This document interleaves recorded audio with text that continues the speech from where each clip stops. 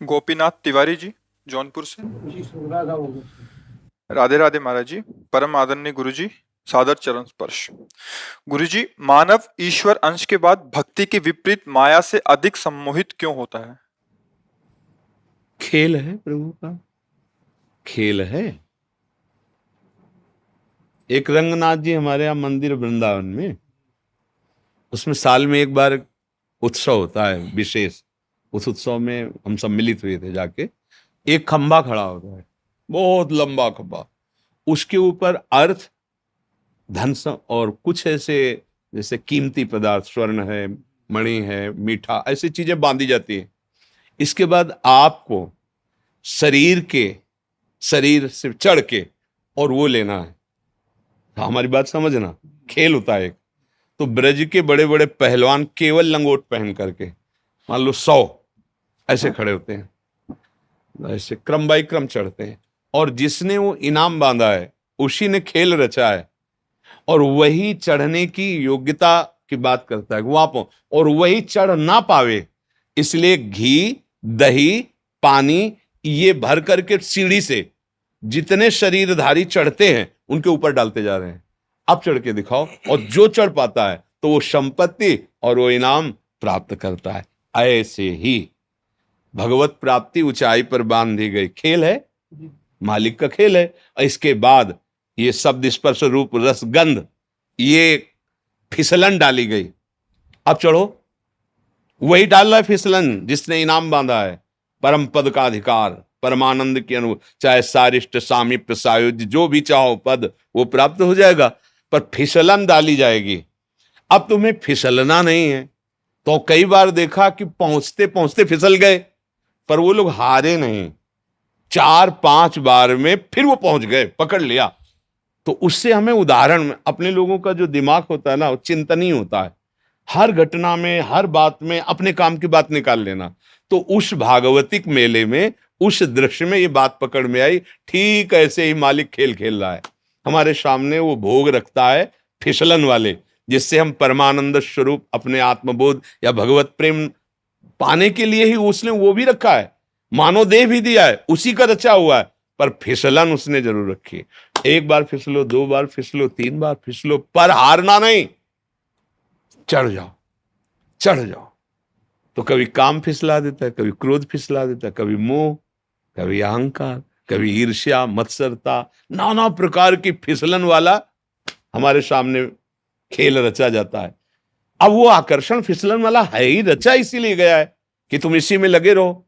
अच्छा लगे रहो तो मालिक का खेल है, आनंदित रहो। जब इससे ऊब जाना तो वो है चढ़ो। फिर ये चढ़ाई है, ये ऐसी चढ़ाई है, खड़ी चढ़ाई है, बिना सहारे के नहीं चढ़ सकते हो। इसमें गुरुजनों का, निकले हुए महापुरुषों का सहारा। गुरु जी सम्मोहित बहुत करती माया, भक्ति उतना नहीं कर पाती। वैसे सम्मोहन माया नहीं करती, आप मोहित हो रहे हो। हमें बताओ माया का रूप क्या है?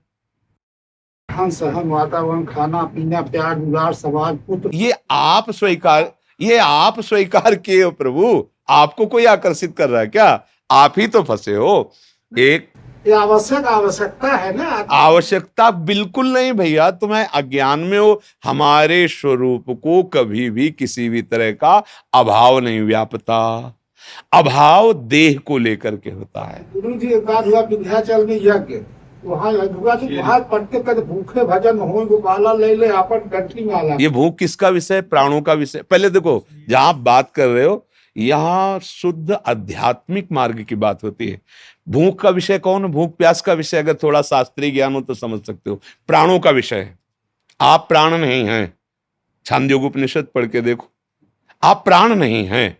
तो अब आप अपने को और कुछ मान लेंगे तो ये ले कंठी माला। किसकी कंठी माला? किसकी? ज्ञान में आओ तो, और भक्ति। आप अपने स्वरूप को नहीं जानते हो। कितने हाथ का शरीर है? अगर अपने हाथ से नापो, 3.5 हाथ का। कितने साल हो गए आपको इस शरीर में रहते? 58 साल में 58 सेकंड भी कभी नहीं सोचा अपने स्वरूप को कि तुम हो कौन। अगर तुमसे पूछा जाए आप कौन हो, तो अपने गांव का नाम बताओगे, शरीर जहां जन्मा है वो बताओगे, शरीर का जो नाम है। आप इतने ज्ञानी हो कि 3.5 हाथ में रहते हुए 58 वर्ष हो गए, तो आप अपने को अभी तक नहीं जान पाए। अब बोलो कैसे तुम जान पाओगे कि माया क्या है? सत्य देखो, ये अध्यात्म मार्ग है। यहाँ मतलब बिल्कुल लक्ष्य पे बात होती है। अब लक्ष्य नहीं समझते हो तो फिर हम चुप हो जाएंगे। हमारे पास व्यवहार वाली ज्यादा बातें हैं नहीं, क्योंकि बचपन से भगवान ने व्यवहार में रखा ही नहीं। अपने को आप नहीं जानते हो भाई, शरीर को मान लिया। अब शरीर में अभाव ही अभाव है, स्वरूप में कभी अभाव नहीं है, प्रभु में कभी अभाव नहीं है, देह में अभाव। हम जिसको प्रिय मानते हैं, जिसको सुख मानते हैं, हम स्वयं उसको पकड़ लेते हैं और लगता है मैं भी इसके बिना जी नहीं सकता। ये हमारी गलती है, कोई माया नहीं है। जो हमें प्रिय लगता है वो हमें नहीं लगता है, इंद्रियों को लगता है। बहुत बढ़िया सुगंध आई, किसने बताया? घ्राणेन्द्री ने। ये किसका विषय है? घ्राणेन्द्री का। बहुत बढ़िया खीर पुआ बने, किसका विषय है? रसेंद्री का। बहुत बढ़िया गायन, किसका विषय है? श्रवणेन्द्री का। बड़ा सुकोमल स्पर्श है, किसका विषय? त्वगेन्द्री का। मना कष्टान इंद्रियाणी प्रकृति स्थानी कर सती। भाई बांधा किसने? तुम खुद बंध रहे हो। बंधे हो कीर मरकट किने। गोस्वामी जी कह रहे ना, जड़ चेतन ही ग्रंथि पड़ गई यद्यपि मृषा छूटति कठिनाई। जो कह रहे हैं कि ये लो अपनी कंठी माला, भूखे भजन होए गोपाला, ये बिल्कुल मजाक है। जैसे विनोद में नहीं कहा जाता, ये बिल्कुल विनोद है। ये कोई सिद्धांत नहीं है, कोई सत्य मार्ग नहीं। और ये केवल प्रवचन नहीं है। ये देखो बैठे हैं, ये एक ऐसे व्यक्ति हैं जो काशी में भी सेवा में रहे और वृंदावन में भी आ गए। इनसे पूछो, ये जानते हो कभी किसी से मांगना नहीं, किसी के आश्रम नहीं जाना, भिक्षावृत्ति नहीं करनी, आकाश वृत्ति। जो ईश्वर घाट पे दे देगा वही पालेंगे, अन्यथा नहीं। तो जब तक ये नहीं आए थे तब तक भरपेट भोजन नहीं मिला था घाट में, क्योंकि केवल शाम के निकल के आते थे और ऐसे जहां भिक्षुक जन बैठते हैं, बैठ गए तो कोई इतना सतुआ डाल दिया, कोई एक पीस बर्फी डाल दी। और किसी किसी दिन नहीं भी मिला, गंगा जल पान। वहां थोड़ी है कि लियो अपनी कंठी माला। 13 वर्ष की अवस्था से बाबा जी बन के निकले तो ऐसा थोड़ी कि साथ में हमारे रसोईया चलता रहा है। कंठी माला कभी एक बार भी नहीं आया कि घर लौट चले, कभी एक बार भी नहीं आया। ये कैसे कह रहे हो कि लो अपनी कंठी? अरे गर्दन उतार दी जाए तो भी नहीं होगा ये लो अपनी का। ये उनकी बात है जो विषयों का बैलेंस बना के चलते हैं, परमार्थ को नहीं जानते हैं। ऐसा कैसे हो सकता है कि हम प्रभु के मार्ग में चले? लो अपनी कंठी माला मतलब सुख वांछा, देह भाव, इंद्रिय पोषण, ये एक मजाक में कहा जाता है। एक मजाक में जैसे कुछ शब्द बोले, ये सिद्धांत नहीं कहा जाता है। अपने को देह मानकर, मनुष्य मानकर भोगों में फंसा हुआ व्यक्ति आध्यात्मिक व्यक्ति है क्या? परमार्थिक व्यक्ति है क्या? वो तो विषयी है, देहाभिमानी है। कैसे समझोगे अध्यात्म? अध्यात्म एक अलग क्षेत्र है, व्यवहार का जो आकर्षण है अलग से, हमारा माना हुआ आकर्षण। जैसे देखो, एक आदमी मांस खाता है, बहुत आनंदित होकर जाता है कि ये वाला दीजिए। और जैसे जो वैष्णव है, भगवत मार्ग के प्रतीक, जिन्होंने कभी, वो उस गली में जाते हुए घृणा करेंगे, लेकिन वो आदमी बड़े शौक से वहां जाएगा और नगद नगद पैसा देके कटवा के ताजा लाएगा। समझ रहे हो? एक आदमी वहां से जाता है तो घृणास्पद भाव लेके, कैसे इस गली से निकल जाऊं। और एक आदमी जाता है आनंदित होकर के उसमें। एक आदमी है जो अपने संयम और पवित्रता से, वो उस मार्ग से नहीं जाना जाएगा जहां मदिरा पी जा रही, जहां ऐसा। और एक आदमी है कि छीन झपट के पैसे लेके वहां पीता है जाकर। ये रुचियों की वैचित्रता है। कौन बांध रहा है तुम्हें? तुम ही तो बंधे हुए हो। ऐसे ही समस्त भोगों में कौन सा भोग ऐसा श्रेष्ठ है जो पवित्र और महान हो? हमें बताओ। सबसे ज्यादा चरम सीमा का भोग संसार में काम सुख रखा गया है। सब सुख एक तरफ और काम सुख एक तरफ। कहां से प्राप्त होता है काम सुख? मलमूत्र के भांड, शरीर के मलमूत्र के द्वारों से। कौन सी महानता है जहां स्पर्श करके रज लगा के धो, साबुन लगा के धो, उन अंगों की आखिरी सुख वृत्ति रखी गई है। कहां? आप विचार करके बताओ। सब मनुष्य शरीर में ही बैठे हो।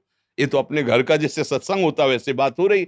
चरम सुख संसार का एक बात में है, चरम सुख काम, परस्पर भोगाकर्षण। इसके नीचे सब है।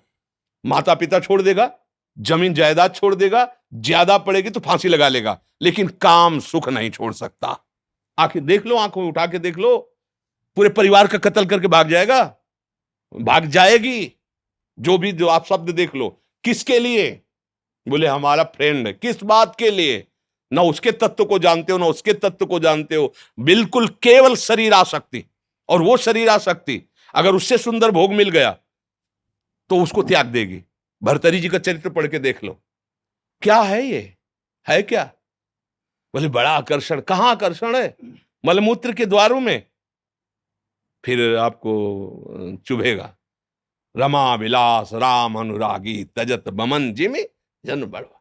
जैसे उल्टी की जाए, कौन देखना चाहेगा उसे? कौन देखना चाहेगा? ये कौन सा भोग है ऐसा? बर्फी पेड़ा शीशा में रखे अच्छे लगते हैं, 2 मिनट के बाद खाओ और लील जाओ और उल्टी कर दो, फिर देख ले कोई।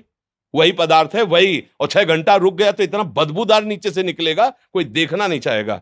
क्या है यहां सुख? कौन सा सुख है? शरीर जब छूट अंदर से परमात्मा तत्व अंतर्धान हो जाता है, इस शरीर को रख के देखो, भय लगेगा तुम्हें उस कमरे में जाने में जहां शरीर रखा होगा। शरीर देखने लायक नहीं रहता। क्या है सुख? हमें बताओ कौन सा सुख है? भ्रम। अगर इसे भोग लूं तो मैं सुखी हो जाऊं। लाखों बार करोड़ों बार भोग के देख लिया है कुछ? क्या हाथ लगा? फिर वही वासना, फिर वही तृष्णा। कह रहे हो मुझे माया फांसे। अरे तुम खुद अज्ञानवश आसक्त हो रहे हो। कहां सुख है? कहां है? किसमें है? बताओ। अगर है तो तुम्हें तृप्त हो जाना चाहिए। मेरी मांग है कि मुझे ये मिल जाए। मिल गया, अब तो शांत हो जाना चाहिए ना कि भाई अब कृत्य भयो में। जैसे केवट जी जो भगवान के चरणारविंद का प्रक्षालन करके चरणामृत पान कर रहे ना, तब प्रभु से कह रहा अब कछुलाथ अब नहीं चाहिए। जो खोज रहा था आनंद, बहुत काल में कीन मंजूरी, बहुत श्रम किया, फल तो आज मिला है रघुनाथ जी। आपके चरणों का चरणामृत पान करके, चरण पखार के। विश्राम कहां है? भगवान के चरणों में। बड़े बड़े चक्रवर्ती सम्राट अपने राज्य सुखों का त्याग करके और भगवान के भजन में जाकर विश्राम प्राप्त किया है। हम खुद फंस गए हैं, कोई हमें नहीं फांसे, हम खुद फंस गए हैं। सुख मानकर खुद फंस रहे। आप अच्छे से विवेक से बताओ कौन सा ऐसा सुख है जो स्थायी है, जो हमको सदा प्रसन्न रख सकता है, जो हमें क्लेश रहित कर सकता है? एक भी सुख बताओ। बोले अगर रुपया हो जाए तो फिर मस्त हो जाएंगे। जिनके अरबों खरबों रुपया है ना, टेबलेट से नींद आती है, शांति नहीं है, और चाहिए।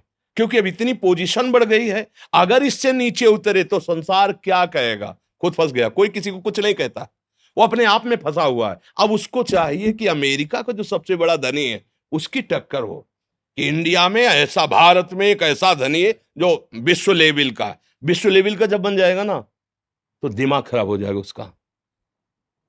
अब ये स्थिति नीचे न गिरने पावे, कोई हमें परास्त न कर पाए। कहां शांति? सब जगह अशांति, भय। गोस्वामी जी का अनुभव, तब लगी कुशल न जीव कहूं, सपने हूं मन विश्राम, जब लगी भजत न राम कहूं, शोक धाम तज काम। हम खुद फंसे भैया, हमें कोई नहीं फंसाए। कोई अगर हमें फंसा सकता है तो हम खुद फंसे, हम ही फंसाने वाले, हम ही मुक्त होने वाले हैं। बंदे कीर वो पकड़े कि अगर छोड़ दिया तो मर जाऊंगा, अगर छोड़ दे तो मुक्त हो जाए। बहली आता है, फांस के ले जाता है। बंदर ऐसे सुराई में ऐसे डालता है, छुआरे चने आदि ऐसे कस के पकड़ता है, लोभी। अब उसने सोचा मुझे किसी ने पकड़ लिया, अगर वो छोड़ दे पदार्थ तो मुक्त है। लेकिन वो सोचता है अब वो पदार्थ छोड़ता लगे, उसको लगता है मुझे कोई आया एक डंडा मारा बांध के ले गया।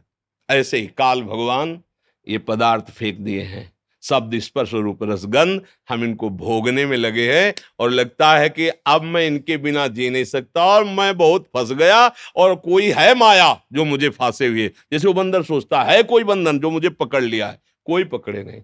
एक दिन एक महात्मा किसी राजा से मिले तो राजा ने कहा महाराज सदुपदेश कीजिए। तो कहा भाई सदुपदेश का तो स्वरूप ये है कि राज्य का अभिमान छोड़िए, सेवक भाव लाइए और भजन परायण रहिए, भोगों में सुख नहीं है। तो उनका महाराज मुझे माया पकड़े हुए है, मैं बहुत विचार करता हूं पर माया मुझे छोड़ती नहीं। दूसरे दिन टहलने के लिए निकले राजा के साथ, और एक आम के पेड़ को ऐसे पकड़ लिया। बोले महाराज सैनिक बुलाइए और मुझे मुक्त करवाइए, इस पेड़ ने मुझे पकड़ लिया है, महाराज मुझे मुक्त कराइए। कहा महाराज आप तो ज्ञानी महात्मा है, ये जड़ पेड़ आपको कैसे पकड़ सकता है? आप चैतन्य हो, आपने खुद पकड़। बोले समझ में आ रहा है आपको? बोले महाराज वो तो स्पष्ट दिखाई दे रहा है, आप चैतन्य हो, पेड़ जड़ है, जड़ आपको कैसे? बोले हाँ, ये जड़ माया तुझ चैतन्य को नहीं पकड़ सकती, तूने पकड़ रखा है, तूने अपने को राजा मान रखा है, तू अपने। बात समझो, कोई मुझे नहीं पकड़े।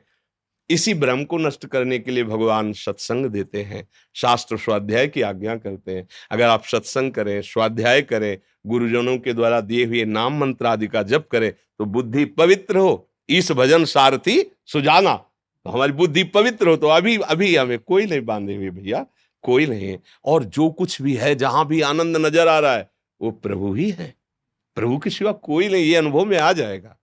अब देखो हमारे पास परमार्थ और अध्यात्म के सिवा कुछ बात हमारे पास नहीं। हाँ कि हम तुम्हें जंतुर बांधे दे रहे हैं और हम तुम्हें आज से ये नहीं होगा, वो तो हम है। राम कृष्ण हरि राधा राधा राधा, बस ये है।